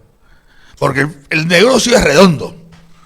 Por la frontera esa se pasaba narcotráfico y se venían armamentos militares, que terminaban en Arica terminaban para el primer comando capital o comando vermelho, pasando por Santa Cruz. Una vez se encontró una camioneta de la alcaldía llena de armas, yendo a la frontera. Es una alcaldía de provincia. Y esa es, la gran mayoría de las armas son procedentes del trueque, del intercambio entre droga contra armas allá. Y eso es. ¿Estamos en un gobierno, en un estado narcogobierno? Yo creo que estamos yendo al narcoestado, ¿no? Si bien es cierto, cuando estuvo García Mesa ya era de frente, porque quien gobernaba era Suárez Gómez. Ajá. Y los otros no, vendían de todo, como iban a sacar pichicata, hasta las piedras, la gaiba la vendieron. Las piedras semipreciosas, en una minuta de un contrato privado, los miembros del triunvirato le venden a un empresario brasileño todas las piedras de la gaiba. Mierda, nunca había eso, ni siquiera ya, Tangamandapio. Entonces, yo creo que este es un gobierno, y lo peor es que criticó tanto a los bonos que tras que pudo los mejoró. Criticó tanto al narcotráfico que ahora es diario. Han vuelto, son tan sinvergüenzas que el gobierno de Jaime Paz hicieron un decreto para los narcoarrepentidos. Bastaba que uno de la familia, digamos, vaya un par de años preso, no le incautaba una sola vaca, un solo dólar, un solo peso, una sola cárcel. Y con esos pocos años de cárcel quedaba legitimada toda la fortuna de su familia. Fue en esa época que apareció una banda hecha por el MIR, digamos, que se llamaba la banda de las narcoestatuillas. Estaba tranquilo, no tenían competencia. Entonces, hay cosas y cosas que hay que decir al pueblo. Y por eso es que una de las mejores cosas que yo veo en la política internacional es la famosa mañanera de Andrés Manuel López Obrador. Y lo siguió también Claudia Sheinbaum. Entonces, y que al pueblo hay que hablarle como pueblo. No hay que hablarle en difícil. Yo tenía una compañerita que es muy preparada. Habla muy rapidito porque a lo mejor tiene magíster en política, derecho, PhD, no sé. Pero la gente no entiende al que habla. Uno tiene que hablarle con calma al pueblo. Tiene que entender. Ahora, sí, hermano Leonardo. Cuando se habla de lucha contra el narcotráfico, este gobierno, para acusarnos a nosotros, para calumniarnos a nosotros, son expertos. Como alguien diría, son capos estos tipos. Tienen a los medios, ¿no? Tienen los medios para decirnos todo, son expertos. Mira, narcomadera, creo que en Chile apareció, no sé cuántas toneladas. Eso tiene que ver con la muerte de Aramayo. Ahora estas maletas, eso es lo que se sabe, eso es lo que se ve, es lo que se ha pillado y lo que no se pilla. Y la pregunta o la incógnita más grande que yo tengo es, ¿y dónde está la DEA? Alguien diría, ¿qué carajos hace La DEA es cómplice. Imagínense. ¿De dónde? ¿Está escondido? ¿Están durmiendo? ¿O solo sirven para perseguirnos a nosotros? ¿Dónde se ha escondido? Son estos tipos. ¿Qué hacen? En mi criterio, espero no equivocarme, la DEA o Estados Unidos, así como sus políticas injerencistas económicas, nunca en ningún país del mundo nunca han resuelto los problemas del narcotráfico. Más al El contrario. coronel Oliver North fue a declarar al Congreso norteamericano porque Huanchaca, la mayor fábrica de cocaína de Bolivia, era con complicidad. Era de propiedad de la CIA. Imagínense. Porque ya no podían sacar más plata del tesoro para hacer barrabasada, y de ese dinero que ganaban de la venta de cocaína lo utilizaban para Irán contrarrevolucionarios en Nicaragua. Son nos enteramos por errores de los maleantes. Son tan burros que contrataban a pilotos que eran de la ex Fuerza Aérea de los Estados Unidos. Una vez cayó uno de ellos en un avión lleno de armas, ya no tuvieron cómo negárselo, ¿no? Ellos, en vez de darle a cualquiera, ¿no? O es como cuando dice el fracaso de la Bahía de los Cochinos, cuando entrenaban o armaban a los cubanos desertores, a los gusanos le llaman allá. Entonces, el tema es sencillo. Ahora tenemos un mundo multipolar. Ya Estados Unidos no puede hacer lo que le da la gana. Si no, vean lo que dice Rusia, que dice China, o que dice Corea del Norte. Más miedo le tiene a Corea del Norte porque él se asemeja al Trump asiático. Insulta, habla huevadas como Trump. Hay una teoría, Trump pide 10 mil millones, porque sabe que va a sacar uno. Es una forma de hacer, lo diría Miguel de Cervantes Sevilla en su segundo libro, haciendo referencia al caballero Don Quijote, decía, era un loco que utilizaba con cordura su locura. Pero es incomprensible, volviendo al tema, hermano Carlos y hermano senador, Leonardo, ex senador, hace un par de días, 2 días o 3 días atrás, la Fuerza Aérea Paraguaya, ¿no?, a tiros desvía una avioneta con placa boliviana, supuestamente una avioneta que iba con droga. Entonces, esa avioneta, si es así, ¿de dónde salió? ¿Quién controlan? ¿Controlan o no? Y nuevamente viene a decir, ¿qué está haciendo la famosa DEA o el gobierno para evitar estas cosas? Yo aquí a mi amigo ex senador, líder, le voy a hacer una pregunta como ingenua, ¿no? ¿Acaso no tenemos 13, 17 radares que deberían controlar todo lo que es la frontera con Brasil, Argentina? ¿Acaso hay uno solo funcionando, radares que se obtuvieron en el gobierno de Evo Morales? No instalaron ni uno. Yo puedo sospechar hasta que se lo vendieron eso. Es posible. Es posible, porque todo es posible con este gobierno. Porque en los centros públicos los médicos tienen lo mismo, por decir una resonancia magnética, y no sé, siempre en el centro público se frega un foquito, ¿no? Entonces yo le pregunto, ¿no? ¿Cómo es esto? Pues al final, ¿cómo es? ¿Por qué no pelamos capucha, como decimos allá, y hablamos de cara a cara? Ahora, hermano Carlos, ¿tiene sentido la llegada de la DEA a Bolivia? Si es necesario. No, porque eso es una además de ser inconstitucional, violación a la Constitución política del Estado. Es como pretender gobernar por decreto, por WhatsApp. Como lo está haciendo, ¿no? Rumi se llama, ¿cómo gobierna? Por teleconferencia. Puta que son pelotudos. Entonces, hay cosas que no se pueden hacer, no se deben hacer, no se puede exagerar. El padre, que era del PIR, decía, toda la gente tiene derecho a ser pelotuda, pero no puede abusar. Muy bien. ¿Ya? Es un abuso, pues. Claro, totalmente. Claro. Entonces, en Santa Cruz, en época de los industriales, la época del narcotráfico, de los pichicateros, le decían industriales, viajaron 2 personalidades. Es más, llegaban los pichicateros, carajo, haciendo como el coronel Sacadiablo allá de la Globo, haciendo sonar sus manillas de oro, y muchas familias le abrían la puerta. Hay mucha gente que tiene dinero por trabajar, por hacer pichicata o trabajar con los pichicateros. Pero ahora los chicos son ricos, piensan que nacieron ricos porque Dios les mandó un lingote de oro. Pero son pecados de sus padres, pecados de sus abuelos, y por qué no decir de ellos, ¿no?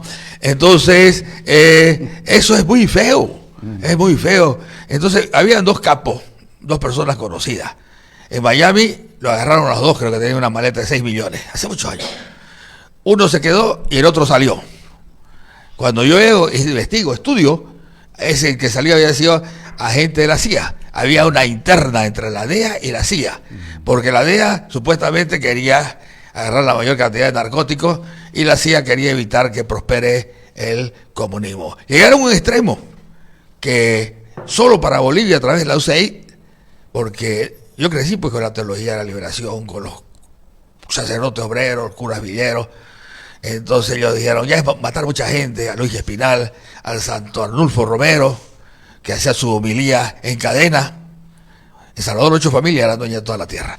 Entonces ya se cansaron de matar a los curas villeros, a los curas revolucionarios, y gastaron en 200 millones para traerlos a la gente protestante, que era pentecostal, era no sé cuánto. El primero en llegar fue Rubial, y vino financiado, bien financiado. Y muchas iglesias han venido con financiamiento. ¿Por qué? Porque en Estados Unidos el calvinismo le eleva el cerebro y no hay cuando proteste un pobre. Dice, si un tipo está pobre, dice, soy pobre por mi culpa. Porque al policía antidisturbio y a la cárcel la tienen en su cerebro.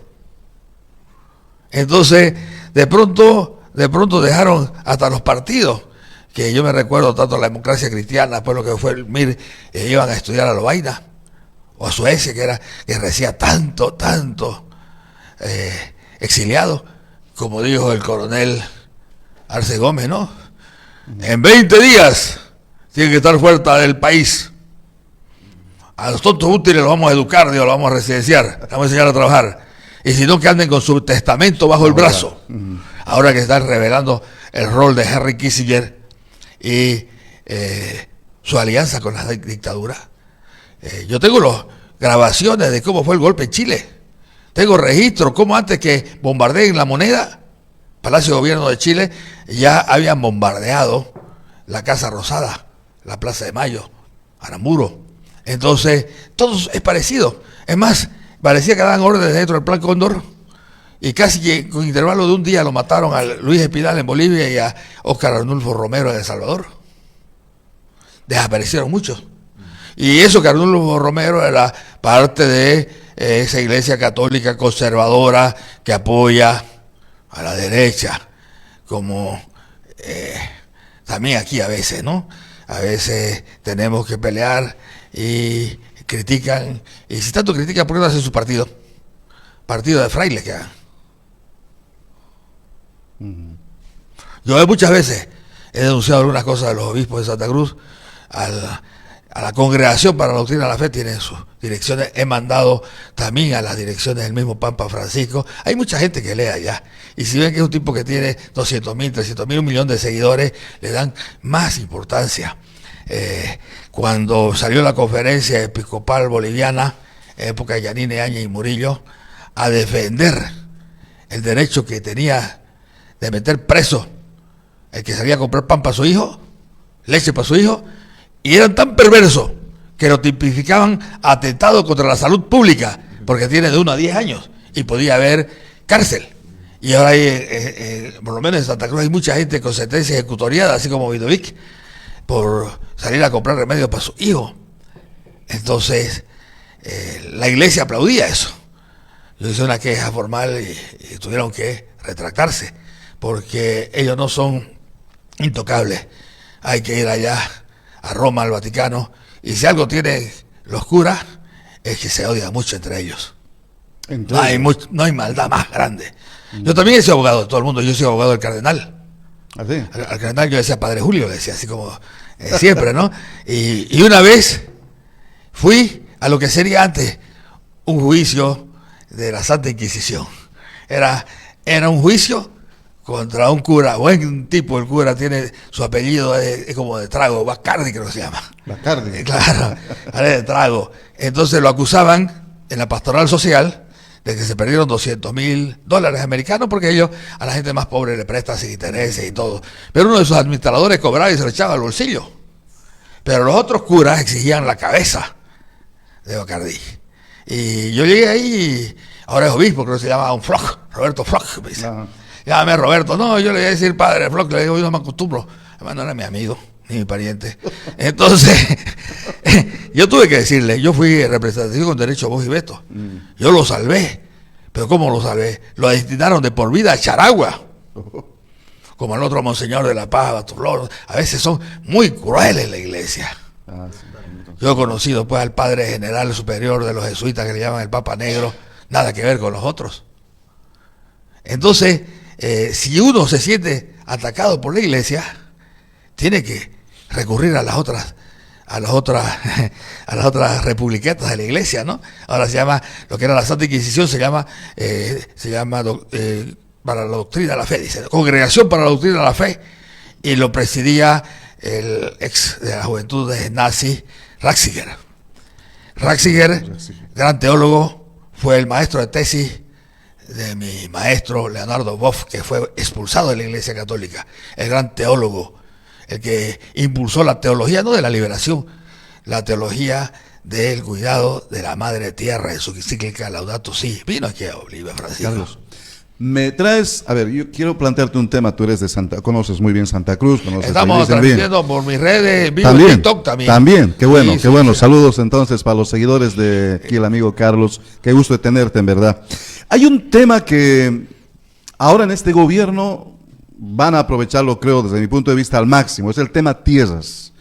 Dicen que fueron ya a Santa Cruz en algún lugar de, ¿cómo se llama esta comunidad? Las Londras, de donde supuestamente quieren sacar a supuestos avasalladores, que no es otra cosa que gente humilde que fue en busca de pequeñas tierras. Sí, en estos lugares, en Santa Cruz, hay pocos terratenientes con grandes extensiones. Ahí vemos a Branco Marín Coví, que se apropia de 33,000 hectáreas. ¿Qué va a pasar con este tema de tierras? Si podemos por ahí entrar en ese asunto. Donde la iglesia también tiene grandes cantidades de tierra, por cierto. El monseñor de San Ignacio es muy rico. Una vez el cura de San José se peleó por una estatuita de la Virgen, solo que no le dijeron a nadie que era de oro. ¿Ya? Se llama, ¿cómo se llamó el cura allá? Esteter. Esteter es el potro de San Ignacio. de San Ignacio. ¿Cómo se llama el de San José? Ya. Entonces, en el Código Santa Cruz de 1833 había 5 tipos de hijos. Hijos naturales, como si los otros fueran artificiales. Hijos legítimos. ¿Ya? Hijos legítimos, hijos naturales. Hijos adulterinos cuando uno de los padres era casado. Hijo póstumo cuando nacía el hijo después que moría el padre, hasta 10 meses le da la ley. Y había el hijo eclesiástico, el hijo de cura. Porque estaba contemplado que los curas, no mire esa pelada que es la señora, es la mujer del señor cura, me dijeron una vez. ¿Ya? Y yo no estoy en contra de eso.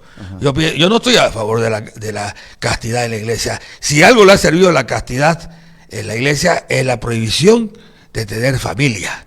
Porque si uno ve en las iglesias cristianas, el pastor, su mujer es pastora, su hija es pastorita, el otro es profeta, toda la familia está ahí.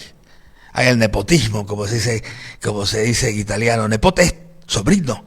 Se acuñó este término a raíz de un papa que nombró a sus sobrinos cardenales a los 12 años, digamos, ¿no? Entonces, es grave, es muy grave este tema, ¿no? Entonces, a veces darle a personas, como darle a un chileno dibujando mapas, o mono con navaja. Entonces, pero no, yo tengo esperanza. Todo lo que se haga mal va a volver a su sitio más temprano que tarde. Pero van a aprovecharse mucho las tierras. Pero igual, ojalá, si la roban, y ojalá la cultiven para que después vuelva. Porque va a volver, todo va a volver a ser, porque el crimen, como decía en Patronal, el crimen no compensa, decía, no paga. Quieren cesar el INSA y todo. Hermano Leonardo. Bueno, primero yo, cuando el hermano Carlos hablaba de la Iglesia Católica, para mí, claro, la Iglesia somos todos, pero los representantes de la Iglesia Católica, yo lo veo mudos ante el gobierno. Tantos decretos inconstitucionales, tanto abuso del narcotráfico, ellos brincaban al momento en tiempos del gobierno del presidente Evo. Famosas homilías. Aliado de las dictaduras. Cada domingo daban su mensaje al país. como si fueran otro Estado. Claro, la Iglesia, desde que llegaron los españoles, con la Biblia y la cruz, siempre han formado parte de varias Leonardo, políticas. ¿sabía que una de las burlas alejandrinas decía que los indoamericanos no teníamos alma? Sí, así nos trataban. Siempre han formado parte de políticas de genocidio, Y de saqueo, de robo, lamentablemente. Entonces yo veo mudo. Le voy a decir algo más grave. En época de la colonia, los curas confesaban a las mujeres de los líderes indígenas y se enteraban dónde iba a hacer la revuelta y le iba rapidito al español a decirle. Es como ese cura que iba a las casas de tortura en Buenos Aires, en la Argentina, se hacía el amigo, se hacía el abierto y de ahí él salía y le daba a los militares los nombres y la dirección de los que estaban libres. Entonces a veces usar el secreto de la confesión, o el caso que se ve, por ejemplo, hay un pastor que todo el mundo está abusando de estupro, digamos, ¿no? Y no pasa nada. Hace 13 años ya prescribió, dice. ¿O no es así? Entonces hay que tener mucho cuidado, ¿no? Cuando tocó reformar la Constitución, yo era parlamentario con Evo hasta el 2002 creo que era, ¿no? Y visité al padre Julio y le dije, yo opino que no debería haber religión oficial. Padre Julio, excelente, digo, porque el padre Julio, antes de hacerse conservador, era obispo de Oruro y salvó a mucha gente, a muchos dirigentes sindicales con Dios. A uno que otro salió en cajón también. Estamos hablando del Julio Cardenal Terrazas. Julio Cardenal Terraza, vallegrandino, nació en Basicruz. Él era el anterior obispo de Santa Cruz, era Monseñor Rodríguez, que le volaron los dientes los milicianos del MNR, tenía dictadura postiza, porque antes, claro, ahora hay celular, no se puede hacer nada, digamos, ¿no? Es un gran avance, pero la Iglesia Católica ha estado de la mano de la... Bergoglio era el provincial de los jesuitas, ha salvado a varias personas con su sotana y con duplicado de su credencial. Se habían hecho los curas. Yo en esa época extraña, tuve que pasar una vez por Ezeiza. Abrieron mi maleta. ¿Qué es lo primero que buscaban? Libros. Porque sabían que el plan que hizo la CIA con USAID, mientras el pueblo pedía libros, le entregaban una Biblia. Mientras el pueblo pedía justicia social, le contaban el cuento del infierno. Entonces, era nomás como un lopio del pueblo. No todos, pero algunos. Y a mí me extrañó, inclusive yo le llegué a preguntar alguna vez, Padre Julio, le dije, porque él era además ecuménico, abierto a todas las religiones, como dijo el Papa Francisco, hasta el ateo que hace el bien y busca la paz será salvado. Claro. Ahora, otro tema que en este gobierno central, sí. Y el cardenal Julio varias veces lo ha atendido a Evo, muchas veces. ¿Ya? Claro que en algún momento yo veo como gente que hizo su servicio militar, por ejemplo, en Cuba, la hermana Seleme, ya una día se murió fueron a Angola con armamento cubano y uniforme cubano y después llegaron aquí a hacer la facha más facha. Una de ellas, ¿no? Ya en la casa de ella se reunía pues Jaime Paz con Oso Chavarría. Yo hablo nomás porque la gente aquí es muy cobarde. Se muere alguien y dice, ay, qué tan bueno que era, dice. Hay que decir la verdad, se murió uno menos, dice. También. No hay que ser hipócrita. Eso sí. Ahora, otro peligro, hermano, es esa supuesta nueva ley de tierras. En el fondo, hay que revisarla bien eso. Para mí es el nuevo latifundismo. No pasarán, le voy a decir yo. A nosotros. Quieren, como siempre, postergarnos. ¿Acaso el nuevo 21060 pasó? No pasará. No pasó. Entonces, es muy peligrosa esta nueva ley de tierras, desde todo punto de vista, de forma general, yo lo veo. A nosotros nos quieren postergar aquí, afuera, y el que quiere buscarse tierrita para sobrevivir, trabajar y generar producción de alimento, esto es avasallador, hay que meterlo a la cárcel. Uno tiene 30.000, 40.000 hectáreas, creo el caso del senador y candidato Branco, de ese señor, a él no lo pueden tocar, él es el patrón, es el terrateniente. Pero a uno que persigue, busca para sobrevivir un pedazo de tierra, a él le dicen, esto es avasallador, hay que meterlo a la cárcel. Está volviendo eso, y eso es muy peligroso en nuestro país. Otro tema para que reflexionemos. nosotros somos provechanos, nos gustan los patrones. Cuando era presidente el patrón Sánchez Lozada Goni, se dio el lujo en la Constitución del 94, eliminó los gobiernos departamentales y lo cambió por un poder ejecutivo departamental. Eliminó todo lo que el pueblo había defendido. Y el comité que en esa época hizo, aplaudió con las manos, con las orejas, con las nalgas, como foca aplaudía. Nadie le dijo nada. Entró Evo, quería hacer algo bueno y todo el mundo se oponía. ¿Por qué? Porque Evo nunca fue como lo fue Banzer, lo fue Tuto, lo fue Jaime Paz. Ahora Samuel Doria Medina es como el patrón allá de la oligarquía. Entonces la gente que está al mando de las instituciones más bien los descubre, ¿no? Borraron el gobierno departamental. Y eso no era poca cosa. Bueno. Lean la Constitución del 94. Ha tenido que ser la Constitución, la única de las 20, que fue refrendada por el voto popular, voto universal. Ahí otra vez recuperamos.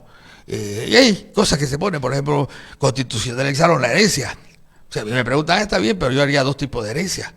Una es la herencia urbana y otra la herencia en el campo. Yo veo hermanos campesinos, padre y la madre, tienen 10 hijos. Los hijos salen a la ciudad a estudiar, le mandan plata para ser profesionales, y 1 y 2 se quedan, gastan su vida manteniendo la tierra, la propiedad. Mueren los viejos, se la viven entre 10. ¿Por qué en la herencia agraria no se le está dando prioridad al que trabajó la tierra? Y como ya es empresario, es profesional, ya es como todo el hermano, como la chascañagui que han leído, entonces lo venden rapidito y se lo reparten y se acabó. Hay cosas que hay que mejorar, no hay que dejarse correr con la vaina del sable. Nunca se haya constitucionalizado la herencia. Y yo digo sí, pero no así.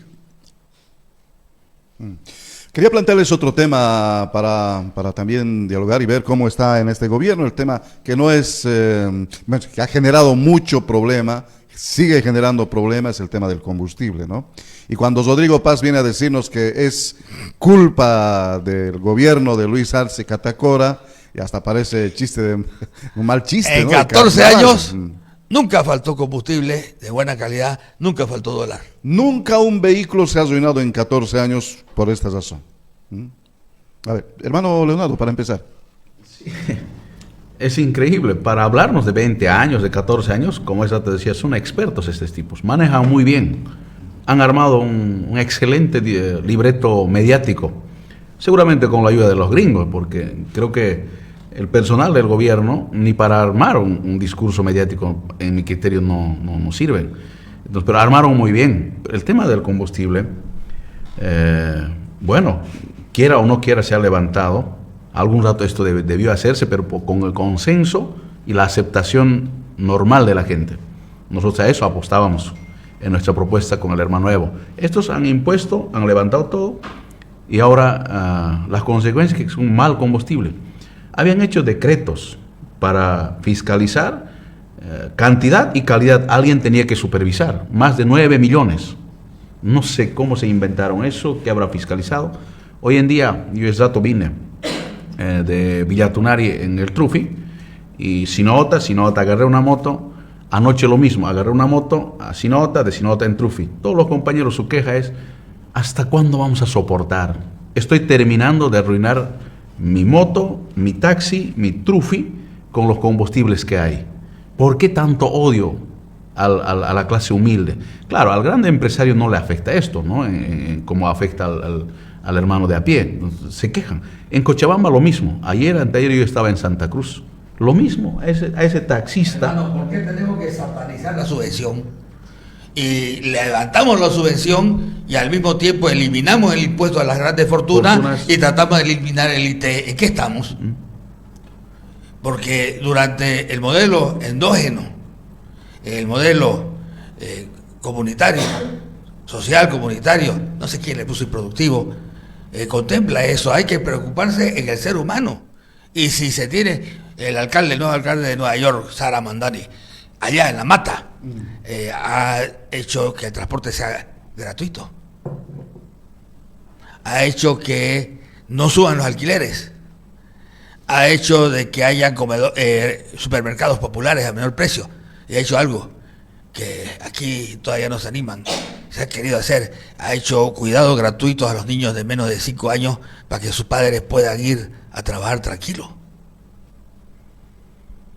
No hay que asustarse. Sí, Yo no tengo ningún problema que aquí se subvencionaba el combustible, se subvencionaba el salario, se subvencionaba el dólar, pero ya no otros gastos.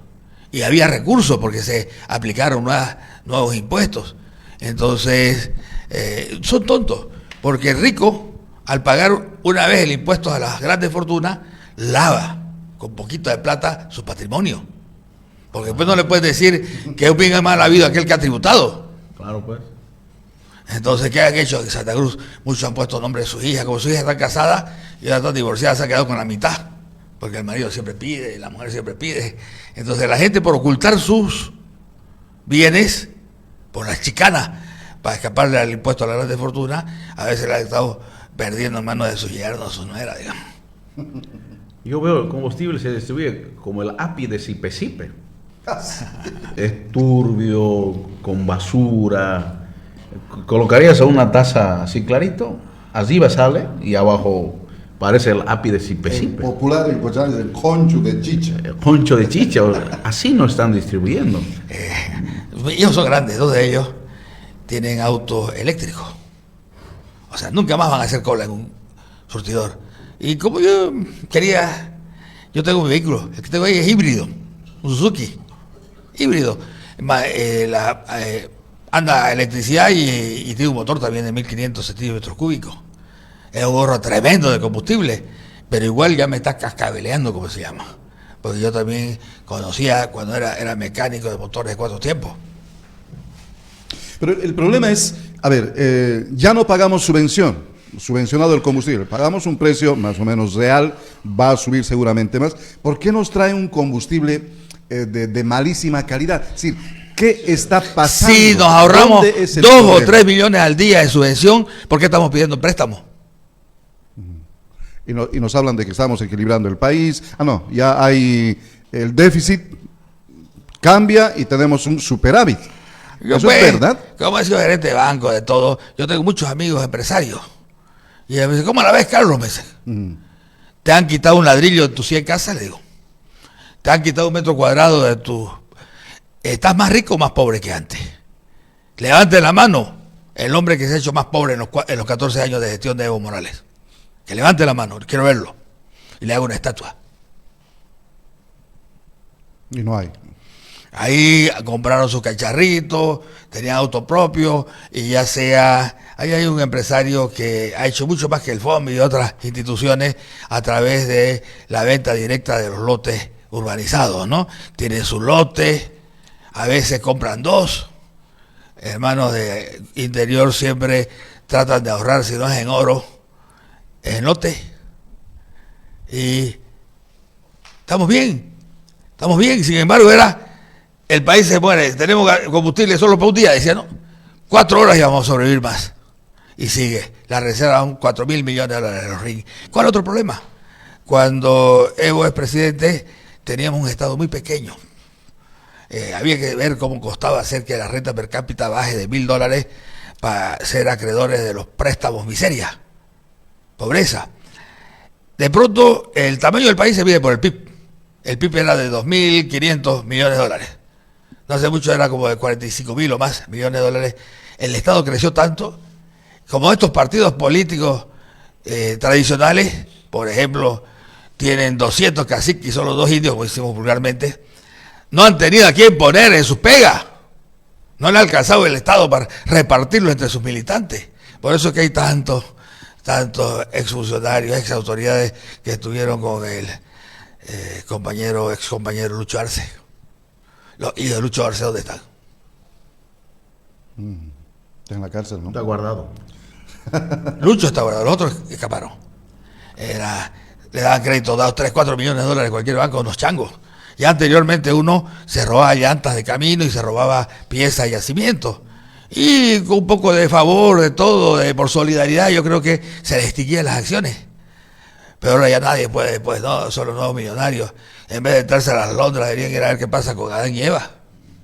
Deberían investigar. Claro, porque para mí, ese predio con plata del pueblo y lo que es del pueblo es para el pueblo.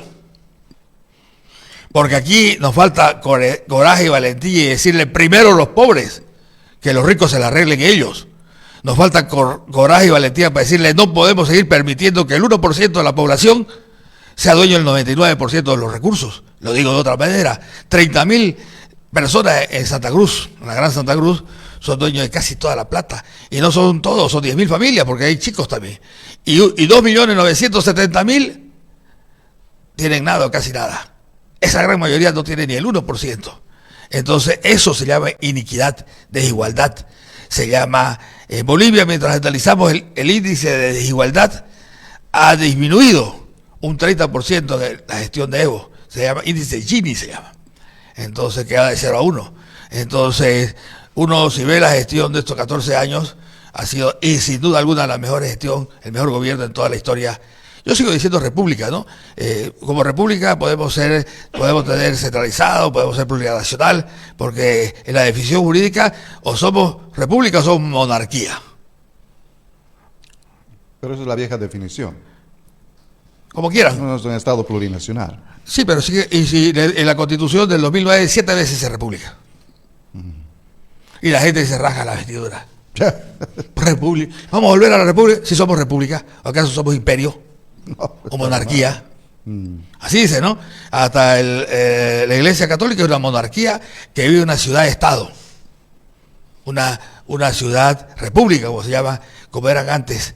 Por eso yo siempre critico a las prefecturas, ojalá te vaya bien, hermano, pero son gobiernos intermedios que muchas veces quieren sacarle plata al gobierno nacional y usurparle competencia al gobierno local. Ahora hablan de que Bolivia debe ser un Estado federal. En el año 1899 hubo la guerra federal. Entonces, si ustedes se acuerdan, era La Paz, Cochabamba y Oruro contra Chuquisaca, Potosí y Chile, que ha estado siempre detrás. Ganó el bando federal con la ayuda de Zárate, Vilca y su ejército. De premio lo mataron. El ejército constitucional era mejor formado, tenía más, pero José Manuel Pando salió con el pueblo de Imará, Zárate, Vilca, después lo mataron. Así, ¿no? Entonces ganó la revolución, la guerra, el partido en la parte federal. ¿Acaso hicieron federalismo? Hicieron dos cosas. Llevaron la sede de gobierno, el Ejecutivo de La Paz y el Legislativo. Ahí acabó su federalismo. Es un centralismo que tenemos en La Paz, igual que lo tenemos en Santa Cruz, igual que lo tenemos en algunas ciudades, departamentos. Entonces ya hubo guerra federal. Y para los que no entienden, el federalismo versus a la plurinacionalidad es 10 veces menos.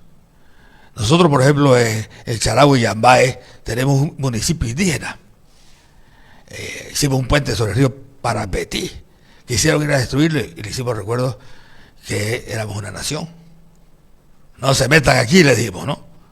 Y ese ha sido el error.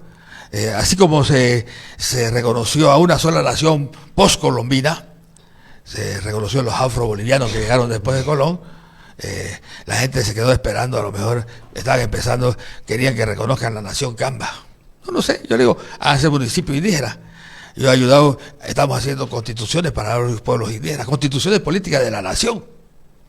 Pues en Estados Unidos lo tienen en una reserva, lo tienen arrinconados a los dueños del territorio, pero por lo menos ellos pueden poner casinos y una serie de cuestiones que le dan plata. Tiene su propia legislación. No puede pisar un paco la reserva. Ahora, ¿Bolivia mejoraría con un Estado federal, como plantea Rodrigo Paz y Camacho también? No se dan cuenta, pues al lado tenemos la República Federativa del Brasil, que es federal. Argentina también es federal con su provincia. Entonces, le pueden poner el nombre que quieran, pero la esencia es la descentralización del poder y los recursos, y en la medida del Estado plurinacional es lo que quiere España, especialmente en la parte de Cataluña y otras regiones.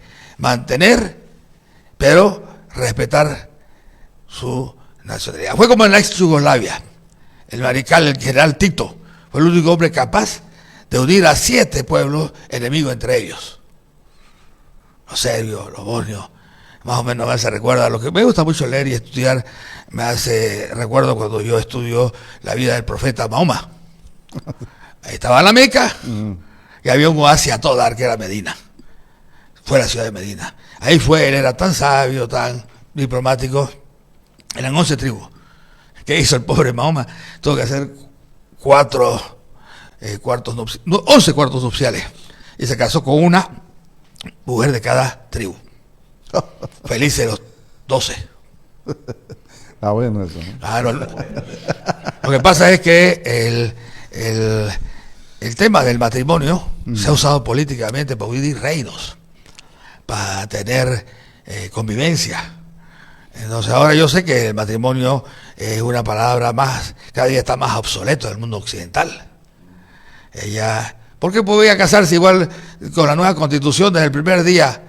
Mi concubino tiene los mismos derechos y ya no tiene que esperar 2 años.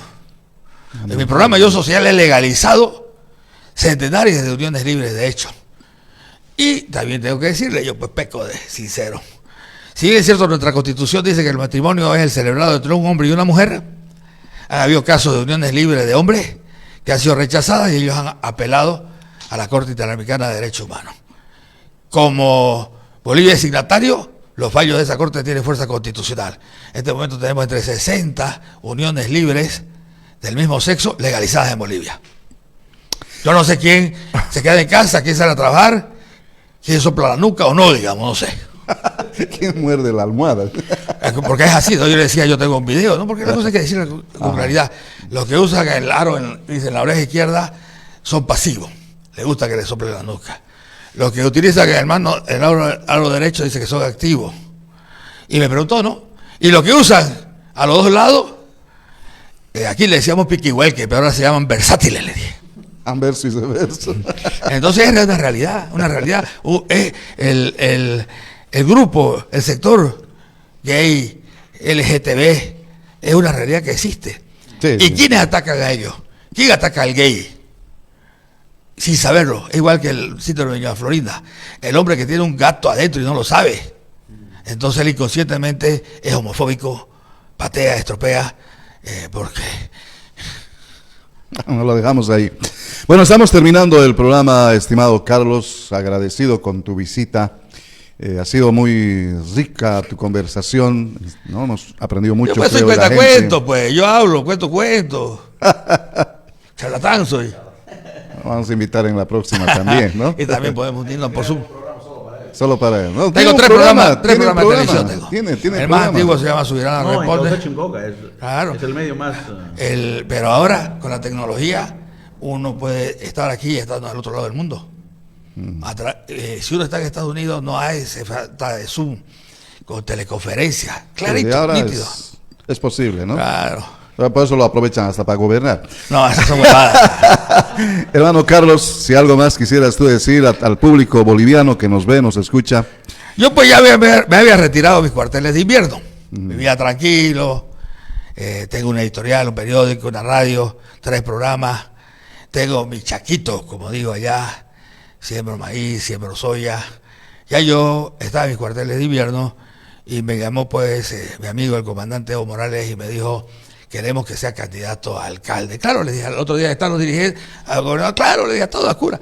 Después ya yo hablé con él y le dije que yo no estaría convencido de ir a la gobernación y que si iba a la alcaldía iba a ir con un nuevo chip.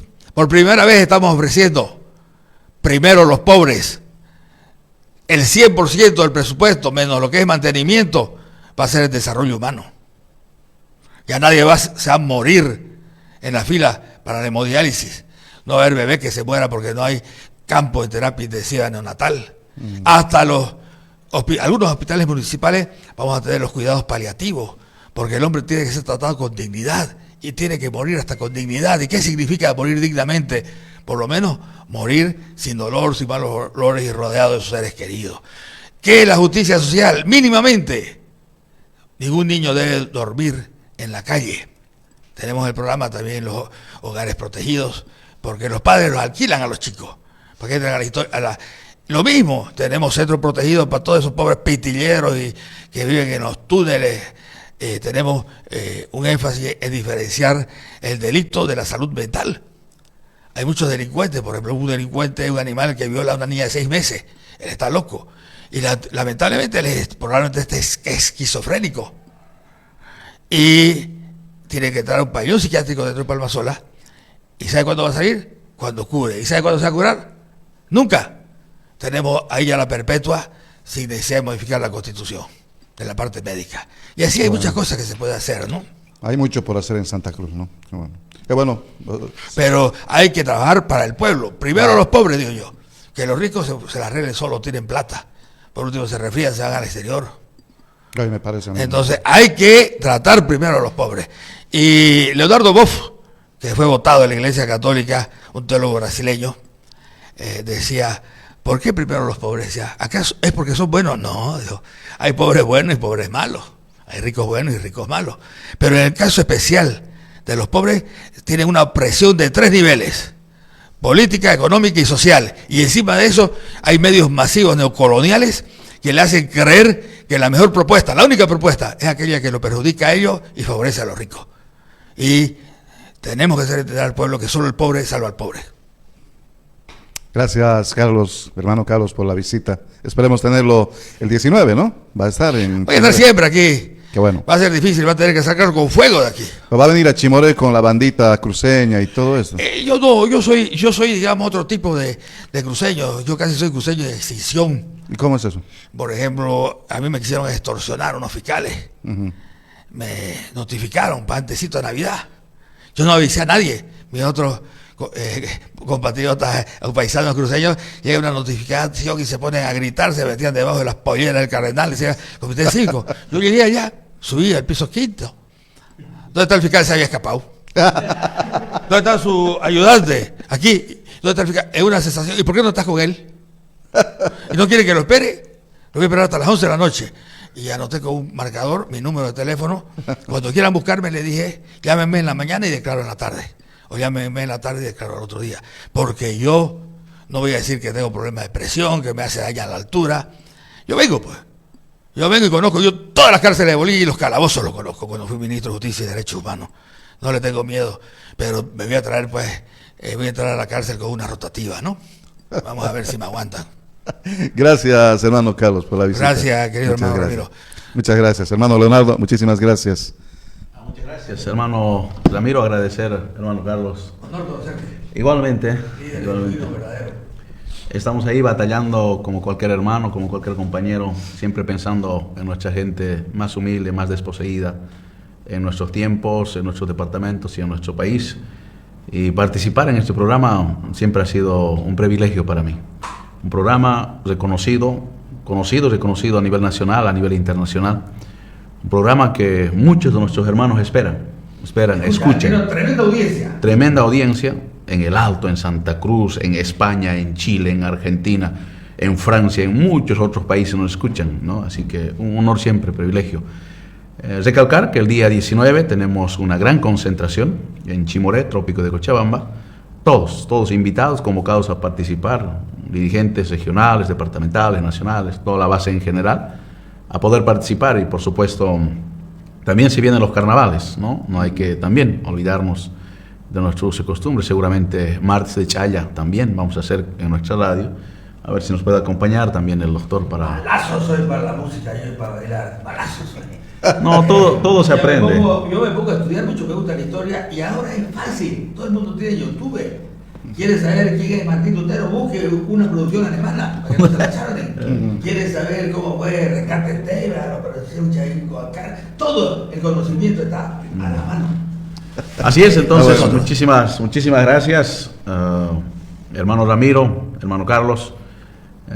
No olvidarnos para el 19, como decía, y quizás en la parte final decir que todos se preguntan. Yo voy, como decía, estaba en Santa Cruz, estaba en Oruro, estaba con algunos dirigentes en Cochabamba. ¿Cómo está Evo? ¿Dónde está Evo? Me preguntan. Y yo solo decir lo que sabemos, lo que conocemos. El hermano Evo está muy bien para nuestra audiencia, para nuestra militancia, para las personalidades de afuera. Muchos se preguntan de afuera de nuestras fronteras. El gobierno vende cualquier cosa. Un legislador, creo que decía, Evo está en México, en Rusia. $100,000. $100,000. Ángel lo dijo, démelo, yo lo llevo a lo cañe, digo. Creo que no le dieron hasta ahora, ¿no? No le han dado nada. No le han dado nada. Hasta para eso mienten, ¿no? Hasta para eso mienten. Pero decirla que el hermano Evo está muy bien y está muy firme. Muy pronto va a estar con su pueblo como siempre. Así que, hermano Ramiro, muchas gracias, un saludo y un abrazo mediante este programa. Muchas gracias.